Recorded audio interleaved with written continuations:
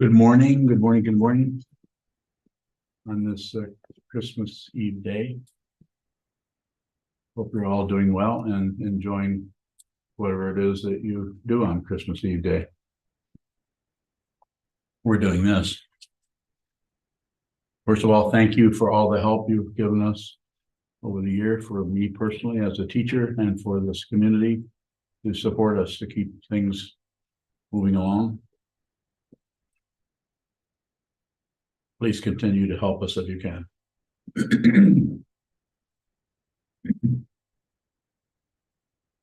So again, today I am going to do what I've kind of named Mountains and Rivers, which means you ask questions and I try to respond in a helpful way.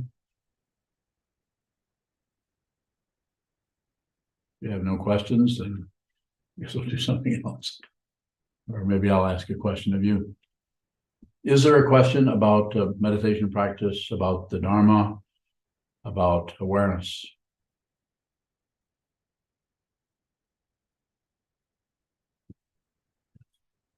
When you're bowing, you up. Can you hear me? You can, okay. Thank you. Go ahead, Onyo. You often recite or tell us about on the 16th Karmapa's deathbed. He told the Vajra regent nothing happens. Yes. How are we to understand that teaching, bowing? My understanding of that teaching, which I contemplated for a long time since I first heard it, is that it was a direct pointing. He was getting ready to pass on. So it was a direct pointing at the nature of what this is for all of us. Nothing happens. And so he was pointing at that what appears to be happening is an illusion and nothing actually occurs. This occurs relatively. This goes up relatively, comes down. You can throw it away. You can make a new one. The world is full, needless to say, of lots of tiny little items everywhere, starting with the glomeruli and your kidneys. Little tiny specks of everything. Sands of the Ganges, as is classically referred to sometimes. Lots, but this is all unreal. So His Holiness, speaking to the Vajra regent, Ursel Tenzin, was saying nothing happens. As I recall being told the story, the Vajra regent was weeping when he was told that by His Holiness Rangjung Rigpe Dorje, the 16th Karmapa.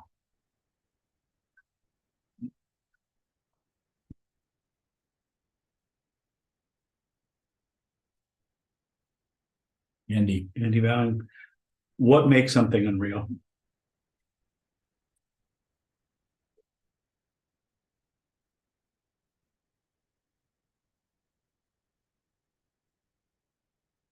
Different ways of talking about it, but one of the ways is to talk about it is that what appears as an illusion gets its energy to be that singularity, that Kotsu, this computer, these two people. They have no separate identity. They are dependent on everything else for their apparent singularity or appearance, and that none of that lasts. It shows up and goes away. So it has a kind of reality that is that will push back if you push on it, that will run away if you try to grasp it, and that will sneak around the corner if you try to ignore it and sneak up behind you. To say it many different ways, but it's fundamentally unreal. And you can't know this with the intellect. You can't, by conjecture or something, come up with some kind of idea around that, although it is approached that way. If you look at the 30 verses of Vasubandhu and lots of other teachings that are pointing to the unreality of the relative appearance, the illusion of the world that we are deluded by. So the only way to talk about what makes it unreal is to use more of the unreality, in other words, relative truth, to keep pointing at it different ways. But if you see what this is, then you will know it. And you won't have a doubt about it. There will be no one left to doubt. The singularity that is a big issue is belief that there's a separate being from everything else. We think that we are somebody that's threatened. We think we are somebody that's better than others, that can think better, be more clear, is better looking, has more money, which is relatively true. More about it if you have it. Let's go there. Andy Bowing, so is what makes something illusory the fact, or just that it moves or changes? All of that. That would be a way of approaching it. It's impermanent. Goes up and goes away, or it looks this way and then it looks that way. And the way the self-centered mind, that identity that is unreal, that part of consciousness that identifies with the body. That's why Dogen in the 13th century, and other teachers too have said it in different ways, drop off body and mind. So it doesn't mean get rid of the body, get rid of the mind, but see that those are unreal, and observe the attachment to the body as being something, somebody.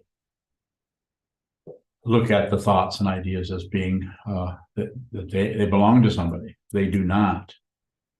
But I could lecture you and say your thoughts are not your own. You don't own anything. You don't have anything. Who you are is consciousness only, fundamentally consciousness only, which has no positions, yet doesn't miss a single position anywhere. Sees all of the alternations coming and going, and knows this is unreal. More?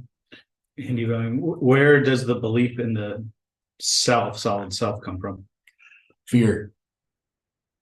There's a fear of too much room, too much space, because there's a singularity of identity in consciousness that is curled up into just a way of talking about it, into a structure that is identified with the body, the nerve endings, that is somebody, someone. We have a name, we have a culture, we have everything we're told, all of our things that our parents told us are that set up structures in our society and culture, that right and wrong, should be and shouldn't be, all of the crazy politics that go on. And so we buy into this, we clamp down on this, we fixate on that out of fear. And that fear is out of being nobody, out of being any number of things, worthless, or out of being threatened, out of any kind of otherness that shows up in that area. We want to cover that up. And if we hear the truth from a teacher, then that teacher is saying to you, you're not separate from anything, and you can't be threatened. Who you are can't be threatened. So the identity would, instead of being all identified with these nerve endings, you don't ignore them either, but as far as being identified that this is me and my feelings, and I've been hurt by this person or abandoned by this person, all of these stories that we come up with that we think are so real, we see through that. And this doesn't mean that you stop feeling. So that's what the ego would look for. Well, if I was transcending this world, or if I was seeing the true reality of non-duality, then I would see through it and I wouldn't have any emotions or feelings. No, you might have more of them. You might have everybody's feelings. Everybody you meet, you feel that all the way down. And the only way you could possibly do that without it completely crushing you is there isn't anyone. It's like you start to fall and you never hit bottom. There is no bottom. That's the fear the ego has of being locked in or trapped or controlled or brought to his or her demise. More? Andy, so the fear itself, or the fear generates the sense of self.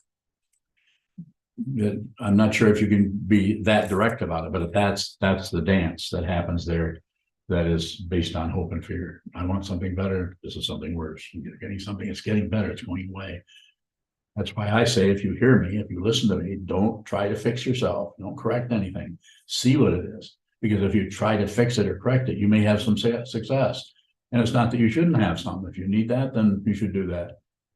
But eventually, if you're on the spiritual path, eventually you have to see through that, not let it go. You let it go. You let something go. Then you reify the one who has let something go, and that which you've gotten over. Finally, you've overcome your issues. This is First Noble Truth.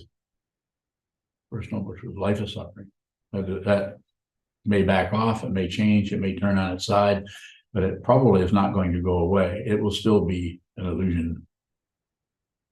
More. Andy Bowing, is the suffering fear? Was certainly tied up with that. What do you want to know about that? I don't know what I want to know. See, that's what I'm saying. You're going into those structures, and so I could go there with you, but then we end up kind of conversing back and forth about that their suffering is. It's an interesting area because the ego, as long as the ego can claim the suffering and say that I'm angry, I'm have anxiety, or I'm jealous, or I'm feeling disrespected, or I'm abused, or anything. It's not that relatively isn't happening. It is, and that's what we want to buy into, and that's where we want to go in and fix it and change it, because it's relative. We can get a hold of that. Well, at least we know. At least I know what it is, and at least I know who caused it. Why? So at least, excuse me. Whereas the spiritual path looks at it and sees that as a complete fabrication. It is unreal. So if we go to the concept of the suffering or the concept of the fear, or you can change that around different ways to give the illusion or the feeling that you have a deeper understanding of it relatively. But what I'm saying you should do is just look at it. Whatever shows up, it's just like food. It's just like life is serving you. Let's just use the sense of eating. Whatever shows up, eat it. Whatever shows up, receive it, receive it, receive it. So that you can see, so that the consciousness that is, you could say, attached to, trapped in, or temporarily stabilized in a self who's going somewhere, a being, a body, a mind, if that starts to come apart, as Dogen said when he translated, or not Dogen, but the Kobunchi Roshi said when he translated the Heart Sutra, falling apart, falling apart, falling apart. Nothing to do, everything all at once. So just all the polarities just came apart. That's happening. That's happening to you when you're practicing, but and so it's necessary to have someone to encourage you to keep going. That's what I'm here to do. Yes. Wonderful. So then are the emotions and suffering that show up unreal because they're of the identity attaching to them? Makes them more like I'm the one who's upset. If you can just watch what shows up in dependent origination, whether it's anger or resentment or depression or anything we give names to, and don't do anything with it. Don't claim it. Don't reject it. Don't ignore it. Passion, aggression, and ignorance. It's just that. It's very simple, and it's very, very difficult to deal with in a way that doesn't buy into some kind of relativity that wants proof, that wants a structure, that wants. Right back to the second noble truth, wanting something else. It's never enough. If we have the explanation, it's never enough. Go ahead. Wonderful. So then relatively emotions and suffering are real, but fundamentally nothing happens? Fundamentally, that's their consciousness. The area in the consciousness that's there right now, there's nothing happening there unless you crank something up. There's not anything happening. This is what the practice of Shikantaza is introducing you to, is just a complete open dimension where nothing is occurring at all. Takes a while. Go ahead. Wonderful. So then the illusion is us getting caught up in our attachments and whatever is showing up. Yes. But in consciousness itself, there is nothing that is showing up, or What is showing up is unreal. only So- illusion shows up in consciousness. Yes. Reality can't show up in consciousness because consciousness is reality if you use relative terms. At the same time, and because of the reality of non-dual or not two, even what arises in consciousness is also consciousness. But we need to start someplace. So let's start with just watching what moves. so that you see what the movement, you see the thoughts, the ideas, the emotions, the anger, the irritation. Eventually you don't care how you feel. I'm not saying you don't care. I'm just saying that you're no longer trying to stop something from hurting.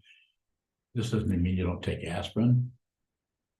Not going in that area. I'm saying, we are saying, I'm endeavoring to say that whatever shows up in the consciousness is dependently arisen. So it has a right, this is just a relative way of talking about it, to be there because it is generated by untraceable sources, uncountable. You can't count them because they're not separate from each other. It just looks that way. More. Wonderful. So when you say on the deathbed, he said nothing happens. Is that because there was no attachment at that point for him? There was no attachment. I'm going to have to go to the restroom. If you can all wait for me, I will be right back. These are things that how you plan when you get into the 80s. So apologize for that. I'll do the best I can.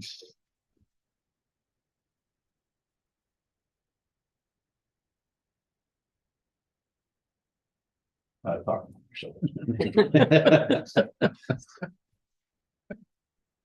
Doesn't fit. Uh-huh. I'll put some questions. You weren't doing a good enough job? You could jump right in. It's a hot mic. Yeah, hot mic. Yeah, it's a hot mic. He said to talk amongst ourselves. Entertain the viewers, yeah. But how can we do that if there is no solve? But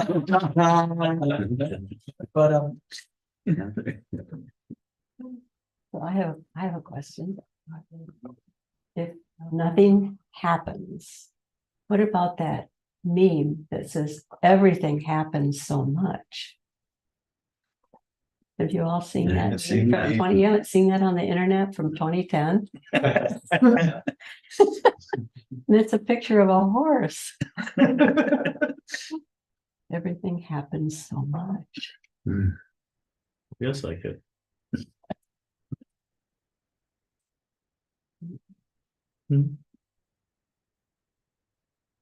It's like the everything everywhere all at once. Yeah.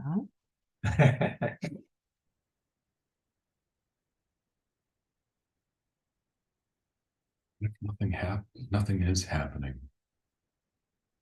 that allows for everything to happen all at once. Is there a polarity to nothing happening? And in order to make that statement, do we have to say? I feel like I'm buying in to that idea of a polarity when we talk about polarities. That makes sense. I think so.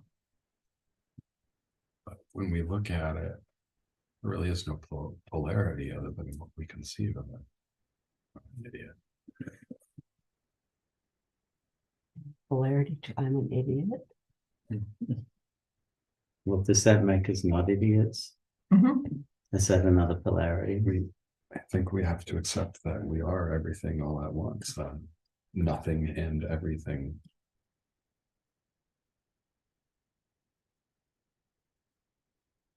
At the same time.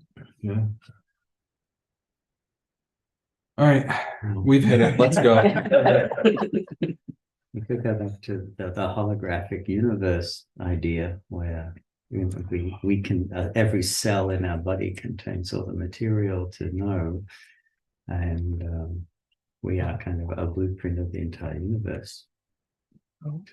When I love Star Talk and Neil deGrasse Tyson. They were diving into the Planck scale, which is one of the smallest scales we know of. And at that scale, You say the plank? Planck scale. Okay. Yeah, it's like smaller than quantum physics. Okay. So not waves and It's foam. oh. It's It's foam. it's a roiling foam Hmm. of energy and not all at once. Hmm. And so it makes me think. Foam is empty. Empty is foam. That's the teaching today. If we try and narrow down into the Planck scale, all we're seeing is nothing and everything happening all at once, or potential of everything and potential of nothing. It could, but it doesn't fall apart, but it doesn't rise up. It is all at once. That just tripped me out. So that scale that you're talking about, are you talking about like particles smaller than the particles that we can see? It's more like Particles or atoms or, smaller than energy, okay, if I'm understanding it correctly. how can that Planck be scale. measured?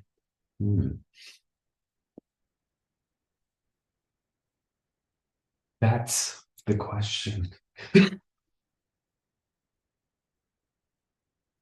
Well, it's like when they say that the subatomic particles are a wave when they're not observed, but a particle when they are observed. How do they know they're a wave if they're not observed? Someone's looking at someone else's. Someone. Well, I don't know. I just. I was thinking, hey, if it's not observed, then how do they know? It's true.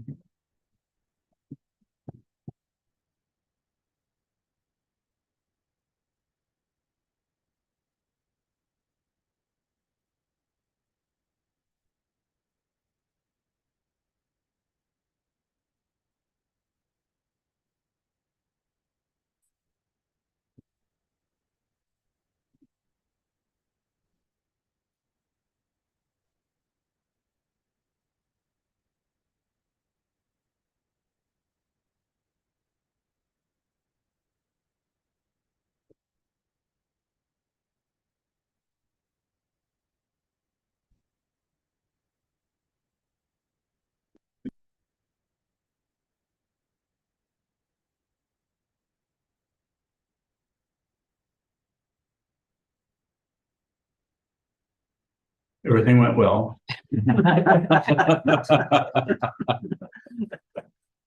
Everything's functioning pretty good considering. So are there further questions about anything? Yes, Jen. Jen Bowling. I have a holiday topical question. Okay.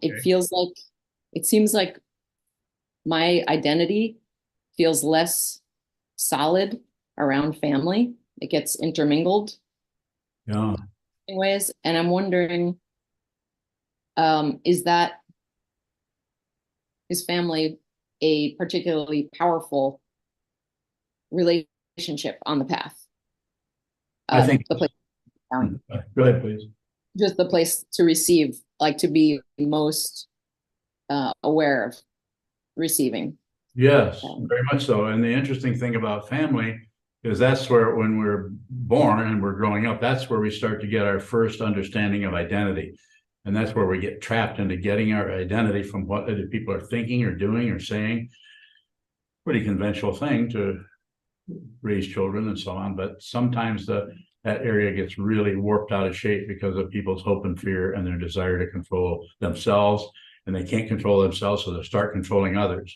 So they get some kind of security out of controlling, right up to including manipulating and abusing others so that they don't have to look at their own crap. This happens in families. I'm not telling you anything you don't know if you have had a family, and you probably have had something like that. So yes, coming back to your question, if you can just receive that when you're, take it as an opportunity as much as you can, and you don't have to OD on the whole thing. Just take whatever you can and then excuse yourself and get away if it gets difficult, rather than go to war or fight with anyone.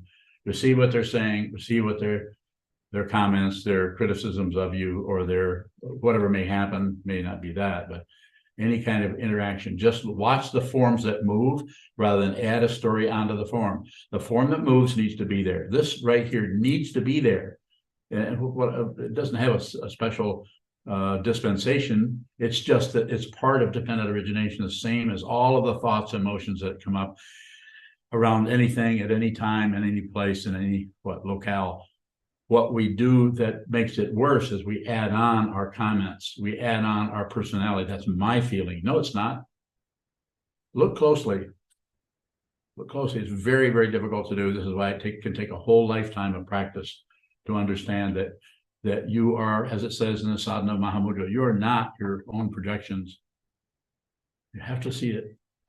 If you don't see it, then you'll probably torture yourself and torture others without even really realizing you're doing it, and just feel justified, validated, vindicated by everything you do because you got a story behind it. And the story is just about as true as any murder mystery.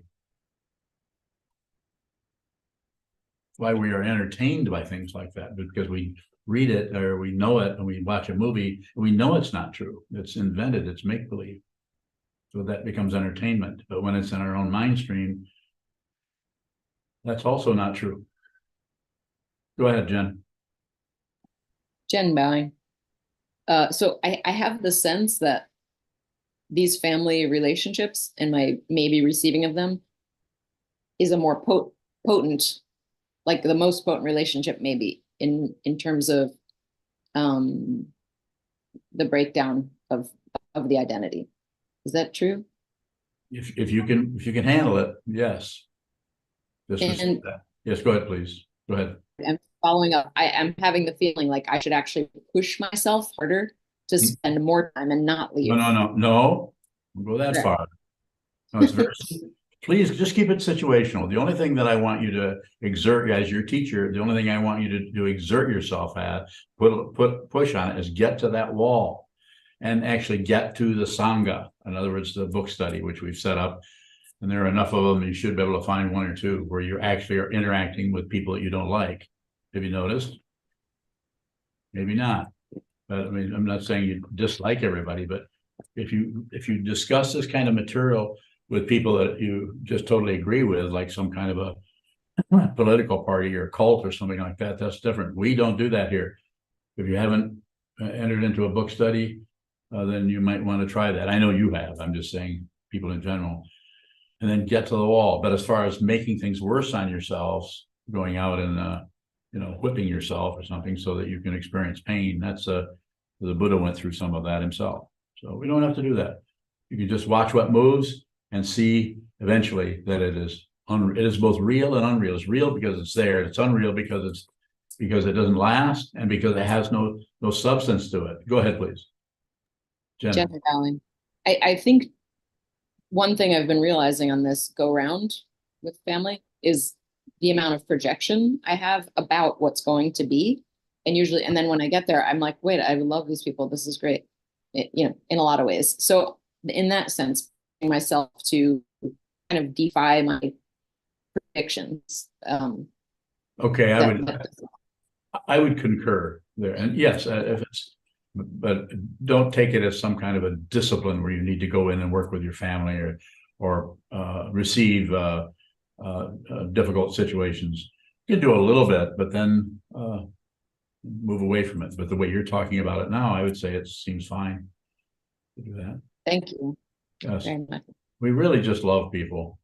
It just might take a lot of layers of gunk for us to see through that we really love and respect people, even the ones that are really confused and are trying to toss their confusion onto us. Hard thing to see. Yes. Wonderful. Jen's question made me wonder if, with the holidays and being around family and falling back into those old roles, can we undo what we've been seeing on the cushion? Undo? What do you mean by undo? Any sense of objectivity that we're noticing on the cushion? Can we lose all that when we go into those old roles? Bowing? I'm not sure if I'm following you. What is it you want to know? I guess it's assuming that sitting helps us see our projections and Yes, emotions more objectively. you could say it that way, yes. And so then when we go back into, a week with family, into our old roles, can we completely lose that objectivity?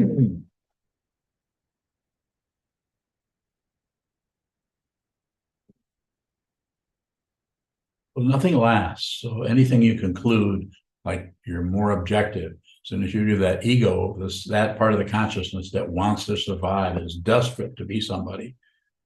Desperate to be, they'll settle for being wrong, for being ashamed, as long as they get to be somebody who's wrong, who never can get anything right. So you have to be aware of the grasping of that part of the consciousness that wants to validate itself. Including validating itself as being more objective. I'm much more objective now than I used to be. Don't bullshit yourself. When I say don't do that, just watch that grasping. Just watch the grasping rather than pushing it away, rather than agreeing with it. When I say don't bullshit yourself, I'm saying you may not be able to help that. But it's about bringing your awareness to an area of the consciousness that keeps telling stories on top of stories. The first story comes up, just receive it. But all the other things we lay on top of it so that it's more receivable and so that it's more obvious that it's somebody else's fault, one of our family members' fault. No one's to blame for this. All dharmas are without blame. Traditional teaching that's been around for centuries. You can't find the first cause of anything. Kayun. Kayun bowing. One way that meditation is taught a lot in New York City is manifesting, which makes me insane and angry, and I immediately Can I help you there? You were already insane and angry. okay. Thank you so much. My question is, you also say not to ignore anything, and so I'm wondering if there's something about manifesting or visualizing things that is actually worth exploring, bowing. Oh, I think it's definitely worth exploring. Awareness of what is coming and going and what is manifesting, what you're manifesting. I think the awareness part is very powerful and the intention is very powerful, but it's looking for results for, yes, I have done this or I've done that. This is the area that gets just self-centered part of the mind, narcissistic part of consciousness just delights in having credentials that you're manifesting and you're doing something correctly and finally you're valuable, or at least you're not wasting your time turning into a vegetable. More? Kayun bowing. So is that almost the converse of what you were just describing about blaming, not praising either, bowing? What does the word converse mean? The sort of seemingly the opposite of it. Is that why they call them conversations? I guess so, because it pongs back and forth between two seeming people. Okay, then yes. Kayun bowing. What is I feel like I can see why blaming is bad, but what's the trap in praising people or oneself, bowing? I say a little bit of that is accurate because you're not ignoring dependent origination, so you are going to participate a little bit there. It's when we overdo it, too much praise. Too much praise is more about us being really an appreciative person rather than actually acknowledging someone. You did. I like what you said up there. I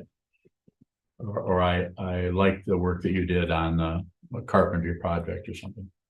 So a little bit is workable, but then too much is more about reinforcing the person who's having that kind of an expression, more about identity, me, rather than praising someone. Sir. Palshan bowing. Palshan. Sometimes when I'm facing the wall and I am seeing through my ego's thoughts, there seems to be a sense of false separation of like some super ego looking and going, oh, I'm being aware. What is awareness without separation? You won't know you're aware. There'll be no knower of that. There's just knowing. There's just the fancy word is wisdom. There's just wisdom. And wisdom only sees wisdom. And it's like nothing happens. That's where that teaching comes from. But this happens. This is it's hard for me to talk about it because I start to come apart if I start to talk about it. I can't talk anymore. Because and it's like a because. It's like you see something so clearly that you can't even comment on this anymore, because why would I comment on an illusion? It would be that kind of a question if there even were a question. It's unreal. You see it vivid, as Trungpa Rinpoche says in the Sadhana Mahamudra, vividly unreal in emptiness, yet there's still form. Vividly unreal. Vividly unreal. It's that unreal. It's so unreal that you feel it everywhere, all the time, everywhere, but there's no personhood there anymore.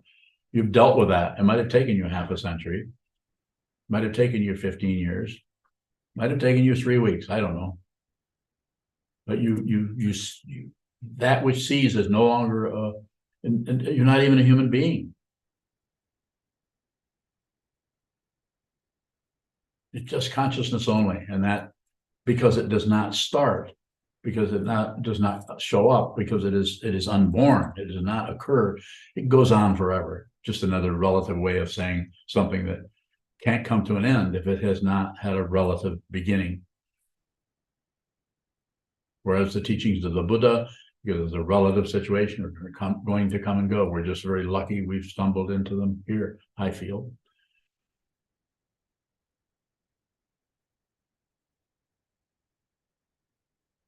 When you're bowing, what is it to see through our projections or our objections? 3 poisons. Bowing. You just see that they're unreal. They're dependently risen, even though they're intense. And you don't. If you're seeing it, if you're seeing through it, then it just comes apart. Nothing else happens. You could say it just goes away, because it loses its position on stage. It's like to paint a little picture of it. It's just like a person is on stage and they're acting and they don't like this and they like this and they want that and they don't agree, but they do agree. They're on there, and then suddenly the consciousness that was thought it was somebody just collapses. It just comes apart because it can't live without passion, aggression, ignorance, and therefore there's just a heap of clothes there. Empty. It's empty of itself, but there's still clothes. It's empty. There isn't anyone. There never was. And you can see this. You can liberate yourself. Your thought process you don't have to stop thoughts. You don't have to have thoughts without a thinker, although that could show up. But you just do this, intend to see this no matter what. Bring yourself. That's why we have the vows. Whether you do them officially or with a preceptor, that's up to you. But return to the teacher, the teaching, and the community. Those are the 3 that will support you as you go along. Some people need more of the community interaction. Some need less. Some need more of the teacher. Some need less. Isan. Isan bowing. This is a question about that the unborn. Yes. Question about walls of the mind. We have so many minds. The mind that is worried about the future and ashamed of the past and planning, effective. Is the unborn one of those many? Is the unborn in with those many minds that we're trying to? And when the walls drop, is it the unborn that is our place of refuge? But there is no place anymore. There's no refuge. And when they drop, if you reflect on it for a moment, if you really see that it's unreal, then nothing has happened. Because if something has happened, then there's an occurrence and there's a before and after the occurrence. This is why this is so difficult and so challenging to do, to see the truth yourself. And if you see it, it's like nothing happened, because what the truth is that everything that you see is unreal. So, and that which sees that is consciousness only, or that which is unborn. It doesn't come into manifestation. So if we went back and talked more about manifestation in the Bronx, you know, we might have to go a different direction with it. I don't. More, Isan? That was helpful. I think my question was not very articulate, but your response is very helpful. I think the only more would be the difficulty of all of those different ways the mind, the me, thinks and feels and emotes and plans, and what does it mean to live without walls between all those minds? Bowing. Then they stop becoming other.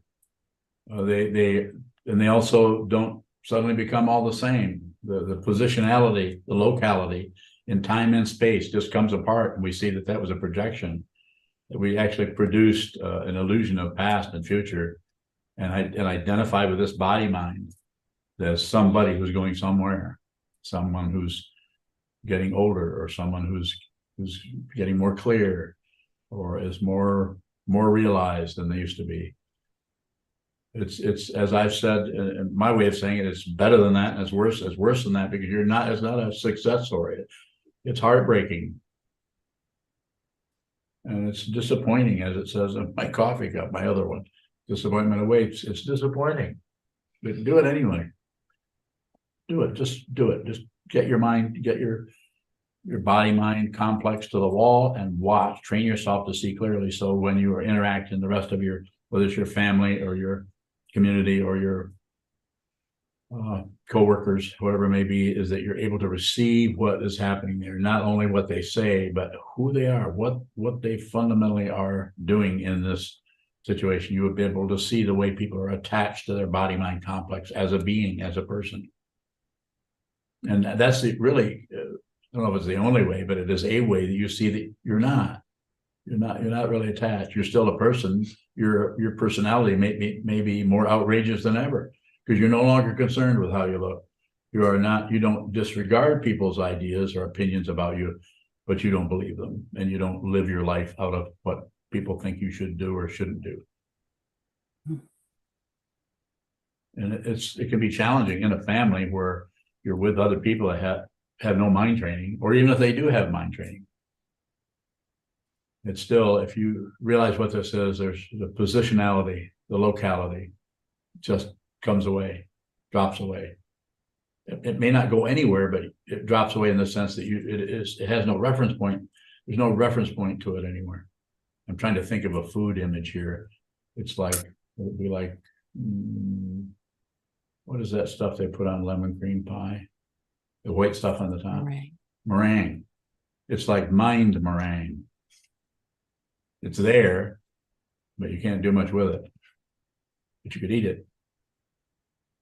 Just receive. Whatever it is, receive. Thank you. If you have a question, thank you, and you're welcome. If you have a question, please come this way with that, especially if it seems like it's if it's coming from Naveed, I'll take it. Go ahead. Naveed Bang. You say that nothing sleeps. So what sleeps when we go to sleep? Bowing. Just the body goes to sleep. The body and the mind that depends on the body for its for believing in the illusion of space and time and so on. All that goes to sleep. But who you are never sleeps. Never sleeps. But it won't have the relative thing of asleep and awake. It never sleeps, so therefore it doesn't have a contrast with something else. You're always here. You're always awake. realize it. You can do that. I'm not here as proof of anything.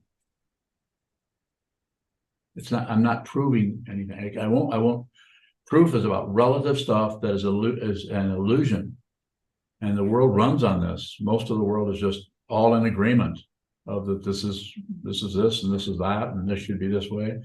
And we need things like laws, because there's so much confusion. We have to have laws and rules to keep certain kinds of energy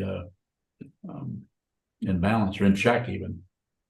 But that doesn't validate it that it's ultimately real. And this is a spiritual path, not a mundane path of success. Nor is it a spiritual path of failure, but it may seem like that for a while because it is so much different than the conventional spiritual materialism, where you're trying to get something, trying to get enlightenment, you're trying to get calmness, peace, serenity, kindness, equilibrium, generosity, karuna. You can't get any of that. More, Navi? Navi Bowing. Is that mind that you just talked about that goes to sleep, is that our ego? Yes. Yes. It's an aspect of it, yes. We go to sleep and we wake up. Go to sleep and we wake up. But who we are doesn't sleep. Navi Bowing. So is the ego always asleep? Bowing. That's a trick question. I mean, maybe just to talk about it relatively. Yes. In terms of being awake. Yes. It seems that ego is always. It's asleep to the truth. Ego, he, she, they think there's somebody going somewhere, either succeeding or failing or doing really well, not doing so well, getting better, getting worse. All of the variables are we could all go on and name that. Anytime you have any kind of a feeling, emotion, thought, if you push on it, ego. If you grasp at it and try to turn it around or explain it, ego. If you try to shut down, push it away, ego. If you do nothing with it, then it's just dependent origination showing up in a form in consciousness called what? Thoughts, emotions, just come and go. Very intense, sometimes pictograms in the mind stream that are looking for a self that thinks that way. And if you realize what this is, fundamentally realize it, then you're not concerned with the currents. What is your concern? If you're on this path of the Buddha's teaching, then you're concerned with helping others who are caught in the trap of the mirage of the belief in their own ideas, opinions, hope, and fear, right and wrong, up and down. The world is full of those people. Help them. And maybe the best way to help them is to just respect their confusion. That doesn't mean agree with them, but respect the confusion, because they're tied up in knots. They may not be ready to hear, maybe never, if you want to use that word, or maybe for 1,500 more lifetimes, if there is such a thing. And is there? Probably. Not necessarily on this ball of dirt. This one's probably coming to an end. Thank you so much. Thank you so much. Yuhong Baoying. Young. When close family members dump their negativity on others, it creates a separation, at least for me. I often, instead of observing, I often think of in their shoes. Is that a wrong, Baoying? Could you say a little more, Young? Yes. So when I see close family members dump their negativities on others, it creates a separation, a bigger separation. At least it shows up for me. And at that moment, I'm aware of I'm leaving the fully observation. Instead, I try to think they're suffering or in their shoes. Is that a wrong? No. What you're describing is just the way awareness can work this way and that way as you practice. Not at all. Just continue. It's more I've said this different ways. I'll say it probably the same way again. It's more about being aware of what's moving in the mind rather than doing anything, right or wrong or extra. We don't need that. The only way you can do something wrong, as far as I'm concerned, is to not practice. And even that, I would have to respect that. I have people who asked me to function as their teacher many, many years ago. And I mean, 10, 12 years ago, and haven't heard from them in 3 or 4 years. Is that wrong? No. They're doing what they need to do.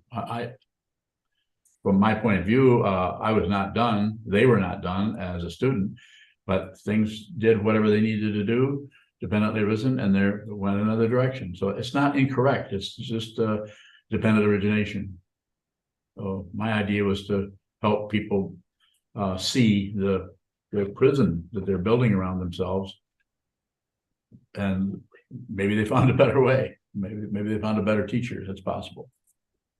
So, but there's nothing to correct. Anytime we start saying, well, this is wrong, well, you shouldn't have done this, shouldn't have done that. Well, relatively, maybe you shouldn't have, when you were 8 years old, hit your little brother. But that's a very similar kind of thing, to go into that and try to work with it by saying that's wrong or this is right. Or I wouldn't spend too much time there. The most important thing that I can see that you said is that you're working with it. You're working with your family, and you just said you see that a family member is dumping their negativity on somebody else.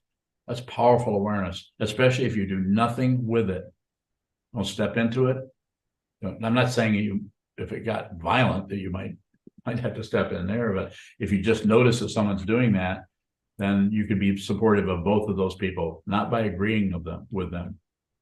It would be so very situational that I can't really come up with some kind of a protocol for how to handle that, other than receive as much as you can and respect people's confusion. More, Yuhang?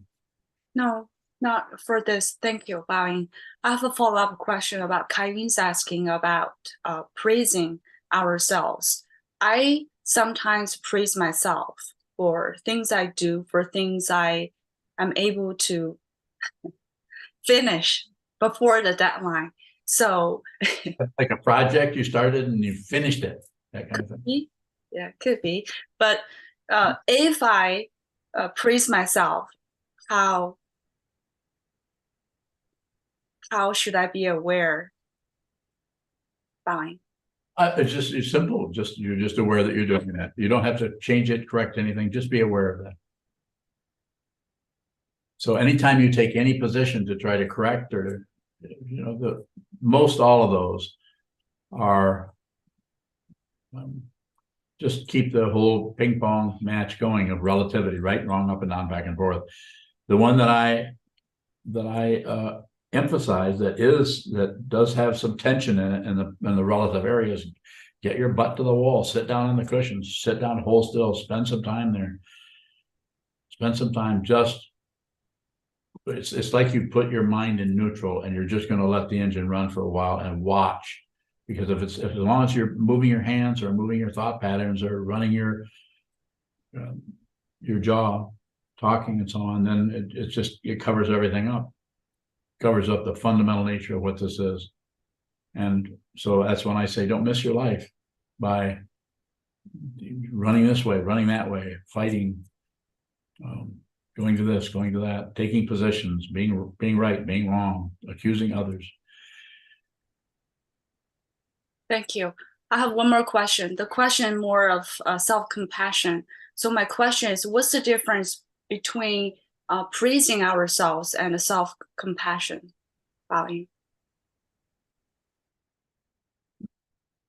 Well, praising yourself is just that. You notice that you're something you've been having difficulty with. You're finally, I could say it this way to keep it in line with what's happening here is you notice that you were able to sit every day last week. So a little self-congratulation might happen there. But compassion might show up as not giving yourself a hard time when you go a whole week without sitting at all. It has to be awareness. If you jump to any conclusion about anything, if someone comes to me and says, I say, how much are you sitting? Because quite often I do that, especially in a private interview.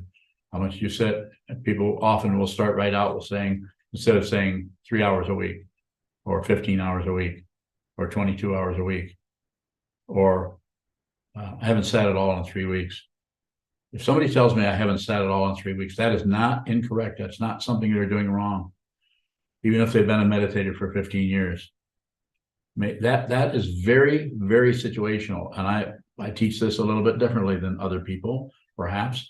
But I say, you know, once you enter this path, you're on this path, especially if you've received these vows and you've decided you're going to do this, you're going to learn this, you're going to study this, you're going to understand the Buddha's Dharma, no matter what it takes. If you have that kind of intention, then whatever happens is exactly what needs to happen.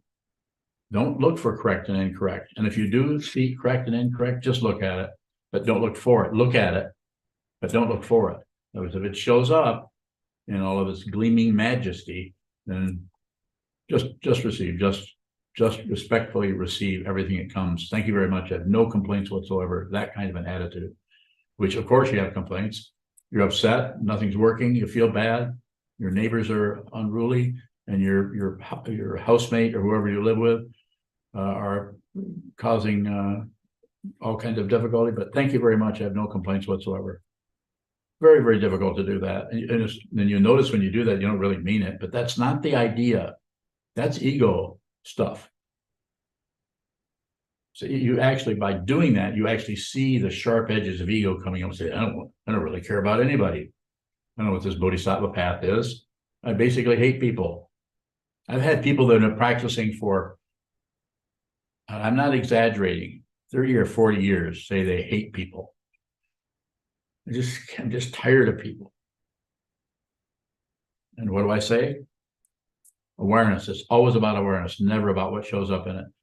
It's the awareness that's powerful. It's the sky that is the truth, not the clouds. The sky. Just another kind of a silly metaphor, but it seems to work if you can see that your awareness about it is what's important.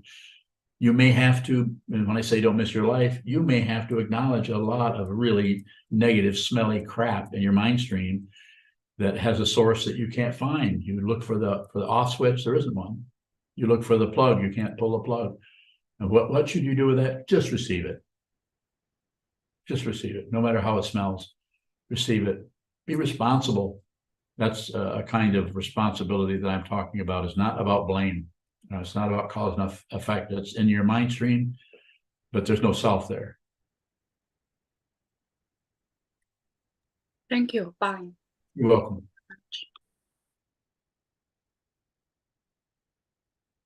When you're bowing, when is receiving no longer necessary? Bowing.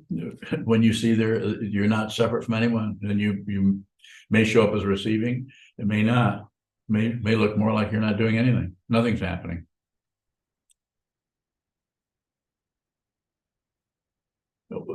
One who sees what this is doesn't see anything else. And it's not some kind of fancy woo-woo thing that you're going to write a book about. You just know it. You see it, you know it. And it has been said before, way before this old man showed up, is it's like you're not here anymore. It's like you've already passed away. You already have died because this is such an illusion, and your body is such an illusion, and it's not like a acid trip, or it's not that. It isn't, it's not that entertaining. It's actually not so entertaining. It's just flat.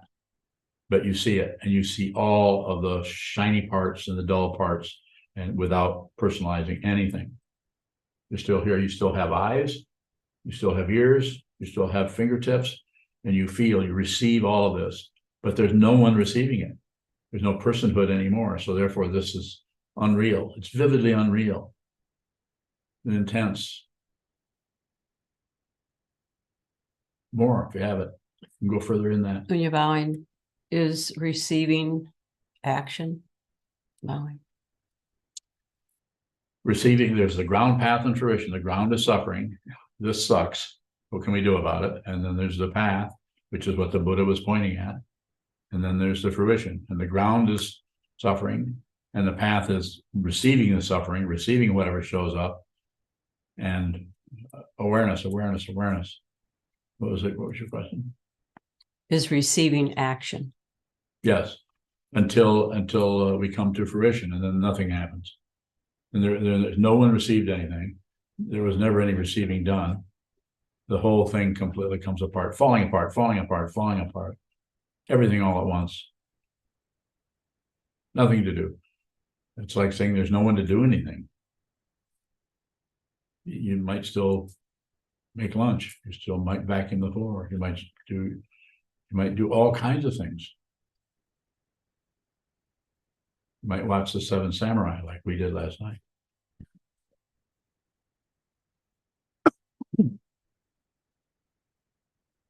Yes, sir. Neil Cabowing, some questions from YouTube. Brian A asks, Brian Bowing, is the floor real? Are the walls real? What is real? The floor and the walls are relatively real. They're right here. You can take two things and bring them together and then make a third thing, the sound. So the whole thing is a participation mystique.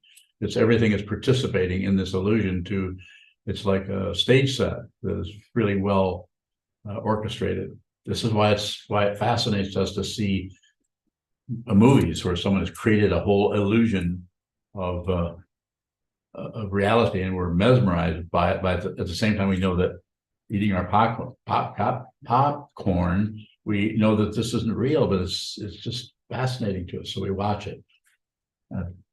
Your life is very similar in that way, and the floor is relatively real, but it's ultimately is not real.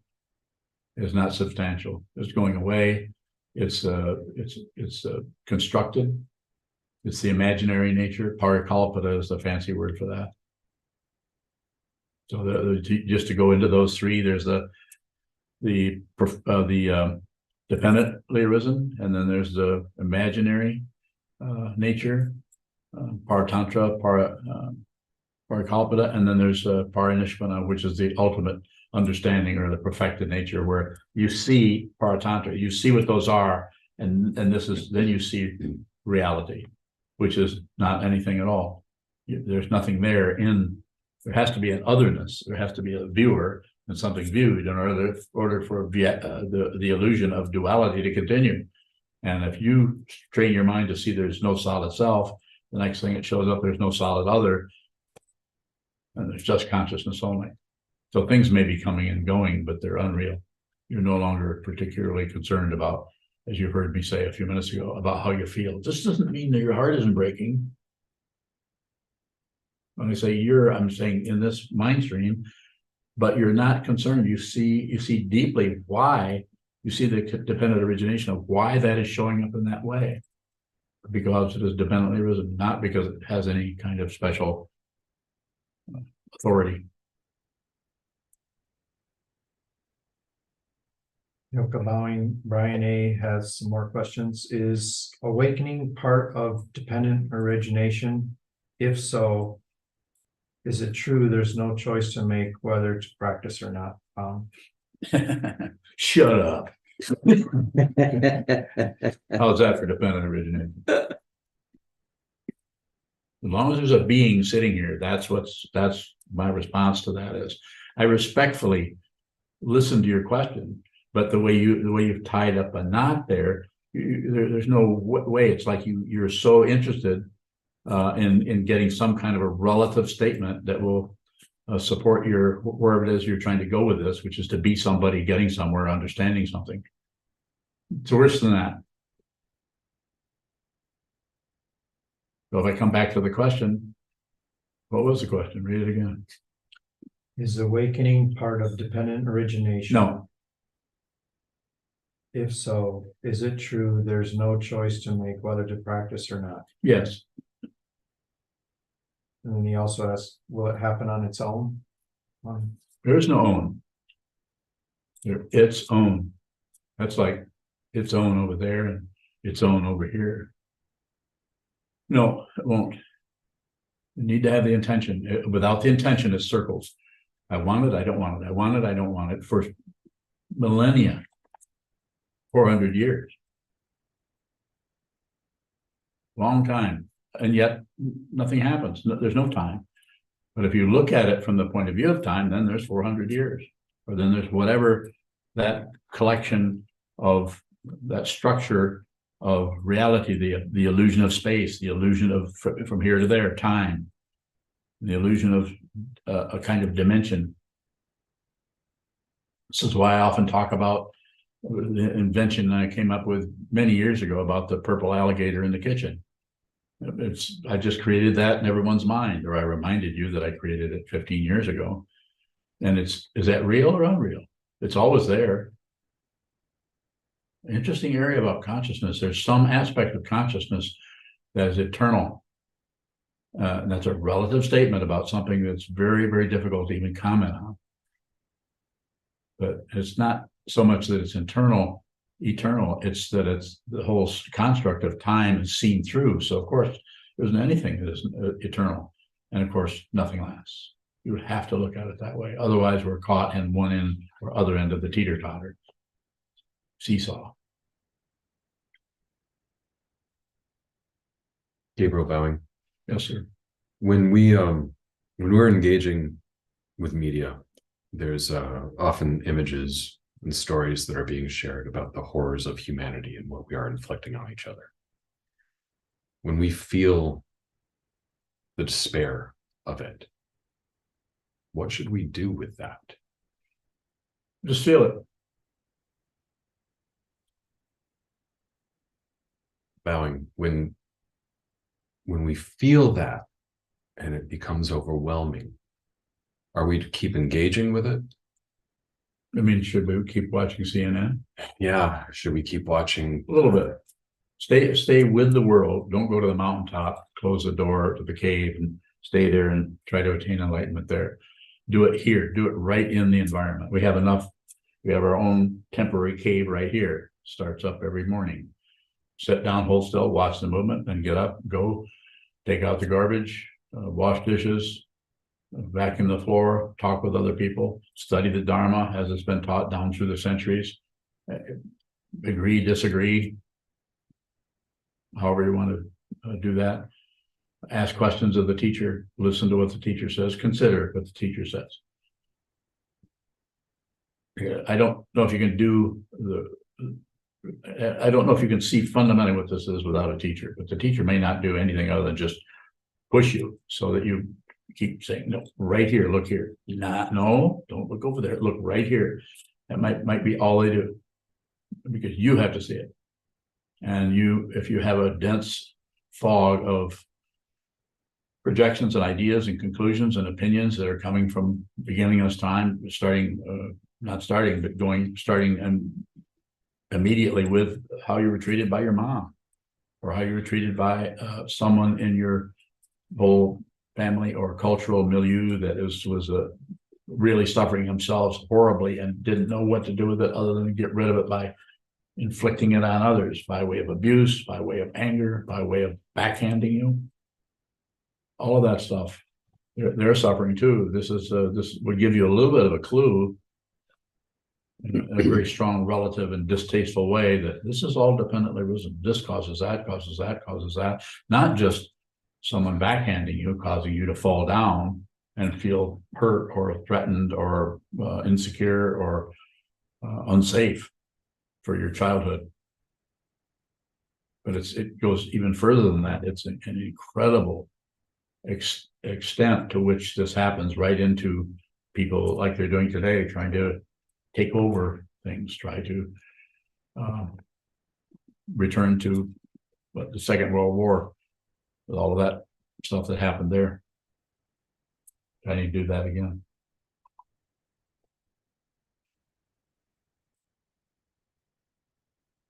So watch the news a little bit, but not too much. And if you need to do something about that, then go ahead and do it. I wouldn't say don't do this or don't carry a protest sign or write a letter to your congressman. Of course, participate in that, but do it also and train your mind so that the so that you're not doing what most of the world is doing, is shoving their negativity onto others through blame, shoving their negativity onto others through trying to control them, trying to push them, pull them with whatever, with money, with power, with whatever. Don't do it. Find out who you are. So you're responsible for any negativity that arises in your mind, in your mind stream, and you're not particularly blaming anyone more. I suppose I'm particularly asking about something that happened earlier for me today is Yes, watching a mother holding her child Yes. dying. Yes. And we're not to hold it nor push it away. What's your question? I heard you. I might have saw it. If that was on the news, I might have seen it myself. What's your question? What are we to do when the pain is too overwhelming? I could say many things that you may have thought of. Change channels. Look at, but be aware that you're doing it. It's the awareness that's important, not staying there and looking at that no matter what. So eventually you go as crazy as the person who created such a thing. But just receive that as much as you can. Get to the wall as much as you can. Train your mind to see clearly. Study with a community of people who are all different personalities. That's why studying with Sangha is like, these people, these people will not be your friends. They're spiritual friends. So therefore, it may not particularly be comfortable to be around all the time. But when you say, I'm not trying to disagree with what you're saying, because I do understand what you're saying, but there are mothers and children dying everywhere. They're right down here in our hospital, a few blocks away. That could be happening today. But the causes and conditions there don't have that political situation where we're suddenly all enraged about the otherness who won't straighten up and fly right and do the right thing. It's a hard one. My father was killed in World War II, was shot off the back of a tank by a German machine gun, and died at age 26. But I'm not blaming the Germans for that, the whole nation, or any particular person. It's just, there is no explanation for that other than that's unreal. And it's vividly unreal because it happened. Just like what you saw, the child.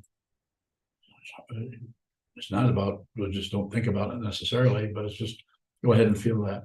And then train your mind so that anything you do in the world won't add to that kind of passion, aggression, ignorance, confusion, and disturbance, warfare.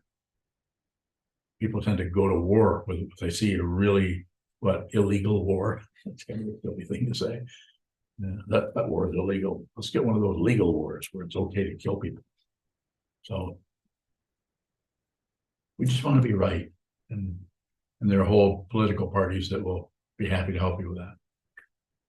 More? You answered. Thank you. Train your mind. Hold still. Watch what moves. See the truth yourself. Is there a final question anywhere? And thank you for all of these questions. Susan, you don't have a question? Susan Bowing. So my question is this. I heard you say to see, you need to, something like, we need to see who we are so we can't be fooled by anyone, or maybe you said anything, but how do we know we're being fooled, Bowing?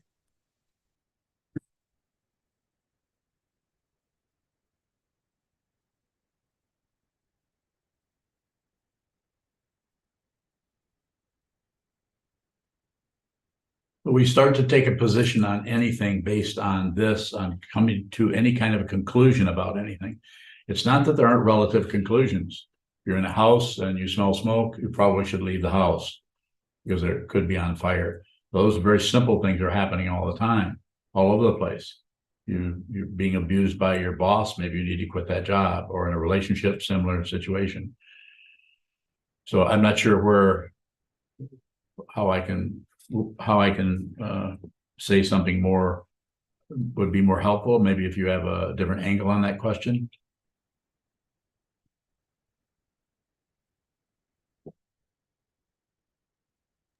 Susan Bowing, thank you. So are we always being fooled by everything that's in front of us? Yes. Bowing. Yes, unless you see what it is. And if you see what it is, then you don't take positions on anything anymore, because you see that everything is dependent. It isn't, you actually see it. This is in the three natures. This is called the perfected nature. It's just that you see dependent origination, you see the imaginary addition. The dependent origination is something that arises in your mind unbeckoned or unasked for, and then you add your comments to it, or your condiments. It's this, it's because of this. I shouldn't feel this way. I should feel this way. Well, here I go again. All the other comments that causes this dependent origination to have some kind of special relative validity in your mind stream, simply put. And to see what this is, which you can do through the sitting practice of meditation, study of the Buddha's Dharma, the awakened truth that the Buddha taught and that is being taught here, is you can see the truth yourself. And then the warfare just stops, because there's no duality. You need two things. You need right and wrong, up and down, back and forth, success and failure, subject, object. And when that is seen through, you just see that everywhere you look, you don't see an enemy anywhere. You don't even see a friend anywhere. You don't see anything other than consciousness. And how does that show up? It shows up as your own mind stream. Whether it has stuff running around in circles in it or not, doesn't matter. You're no longer concerned with how it feels, how your personal feelings are happening. Until that happens, you will be at the mercy of your emotions, your feelings, your thoughts, your opinions, your judgments, your evaluations, your hope and your fear, on and on and on, like most of the world is running on that. Right and wrong. There's no such thing. And so the way, go ahead, please. No, I don't want to interrupt you. You already have, go ahead. Sorry, Susan Bowing. So Sokuzan, listening to you, I wonder, why do we take things so seriously? Why do we take things so seriously? Bowing. I would go back to a similar answer I gave a little while ago. Is fear. The fear of being wrong, fear of being put upon, fear of disappearing, fear that our consciousness, our presence, that which we're looking in the mirror as we're brushing our teeth, that reality that is so intense and so strong and is reinforced by everything from a migraine to banging our elbow against the cabinet and hurting our elbow. And we're constantly, because of cause and effect and relative truth, constantly saying to us that we're here and you're doing something and you can make a mistake and you should be appreciated or you shouldn't be disrespected, and all of the different things that run around in our mind stream. Fear of being criticized, fear of being wrong. You've even mentioned before something about fear of speaking up in the Dharma study groups that we have when we're studying a particular book. You're not now. Now you've adjusted to that and you're participating. But for a while there, you were hesitant about speaking up because my interpretation or my memory is not maybe what you would say now, but that you were concerned about you might not really understand what was even being discussed. Was that correct? Susan Bowing, yes. I mean, I was afraid maybe somebody had already asked the question and I hadn't been paying attention. Maybe I wasn't smart enough to understand the material. You know, all those ridiculous stories that your mind tells you why you shouldn't do something about. Yes, that's ego, fear of being. And if you see what this is, I mean, I don't know how else to say it. It's about the simplest way you can say it. If you see that you're not separate from anything, this is an illusion, then that part of the illusion that functions as a self or as an ego it's also unreal. Everything is unreal. So you don't, even if someone makes fun of you, you see some humor in it. Even if someone is critical of something you said or did, That's why I used to say, and still say occasionally, I say, if you see bullshit over here, I say, come and get me. I don't want to fight with you. I'm saying, but if you, let's help each other. Let's learn. If you see somewhere where I'm trying to get you to join my cult or get you to believe something I'm saying, then let's talk about this. Let's do this together. It's a spiritual path. And as far as I'm concerned, the Sangha is about communication, not about covering up and everybody follow the party line. This is quite often what was happening in Shambhala.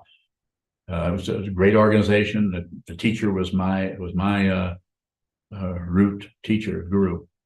And so powerful. It's just that eventually it got so that if you didn't follow the party line, then they wouldn't really talk with you and communicate with you. It happened to me. I was actually relieved of my position as a longtime student of Trungpa by someone who was the secretary to Sakong Mifam, just told me to stop doing that. So I did. In other words, stop teaching a study group that was Shambhala based. But it doesn't have to be any warfare about it. We could just relate with the warfare that's in your mind without outflows, and that's hard. In other words, don't blame anybody for how you feel. Your feelings are yours, even if it's an obvious thing that they've done or said that anybody standing in the room would agree. Yeah, they were abusing you or being disrespectful to you. That would be a hard lesson, especially when you have agreement. Yuhong Baoying, how can we understand the pain might be from past lives, even though it's also dependent reason? Baoying.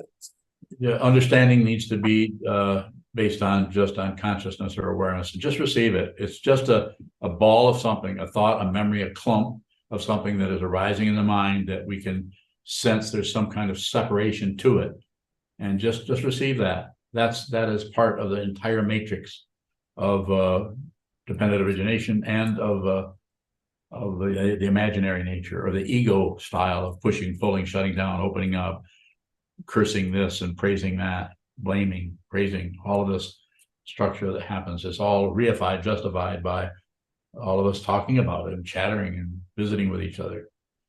This is why I feel that the book studies are so valuable. We take something like the Diamond Sutra or the Heart Sutra or the teachings of any teaching or any teacher in the past or in the present, and we take those and we talk about them. We share our understanding and our lack of understanding. Seems to be very helpful. Certainly has helped me over the last long period of time. Thank you. I have one more question, if possible. I want to understand the dying child in the mom's arms, just for example. And you mentioned that when the question arose, you mentioned that there are many people are dying. Just this is what's happening. So when I hear that, somehow I felt I was not able to totally immerse in the situation, just deeply in the situation. Somehow something blocked my heart, say, oh, there's so many deaths, even at this moment. So could you help me what blocked my heart when I hear that sentence? It doesn't matter what it is. The cause, it's just that. If you go to cause, then you're looking for other, then you increase the polarity of it. It's not that there wasn't a relative cause, of course there is. But if you go there, you're trying to repair or fix or stop blocking. Be aware of it. Just be aware. Be genuine. I've not gotten rid of anything. I'm the same pile of confusion that I was decades and decades and decades ago. It still comes and goes, still looking for somebody that gives a damn about it. The only thing I care about is to help you. I want to help you see your true nature. That's what I'm here to do. If you want that kind of help, I'm all about that. And if you want to do something else, I'm all about supporting you there. Thank you. Yes, you're welcome. Thank you for the question. And let me say, before we close, I want to say that what you're telling me, what I'm hearing, what I receive from you, and I receive quite a bit, even the people that aren't asking questions, that just have a have a what do they call those avatars? They have an avatar up there. I'm receiving from those two. Not thoughts. I'm not talking about thoughts or content or biography. I'm just talking about receiving everything. Everything is this. Everything is this. You can't hide out. There is no hiding place for anything. So what I'm hearing from you, it's not particularly a compliment, but I think you are doing what you need to do. I don't have anything to say to you to adjust you this way or that way. Just continue. Return to the teacher, which you're doing. Return to the teaching, which you're doing. Return to this community or the Sangha, which you're doing. And then the same thing happens in your family situation. Just receive as much as you can. You may not be a success story to yourself, but you don't have to be a success story. There is no success. Spiritual progress is not relative. That's materialism. The progress that's happening there is that you just continue. Return as long as you're alive. Return. Thank you so much. Thank you. Thank you. We'll stand and dedicate the minute.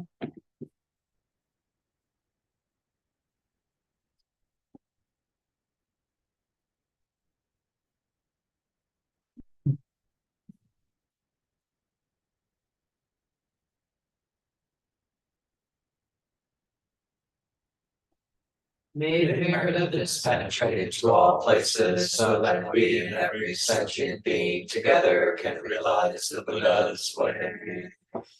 Ji ho san shi shi fu. Shi so du sa mo ku sa mo cha mo. The 10 directions, the 3 times, all Buddhas, all venerable ones, Bodhisattvas, Mahasattvas, the great Prajna, Paramita.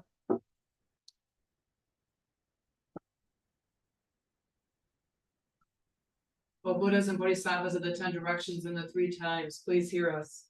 Please come down out of the light and protect Sokokoji Buddhist Temple Monastery, our Sangha, families, friends, and visitors. Heal everyone who is unhappy, sick, or suffering, and fill them with light.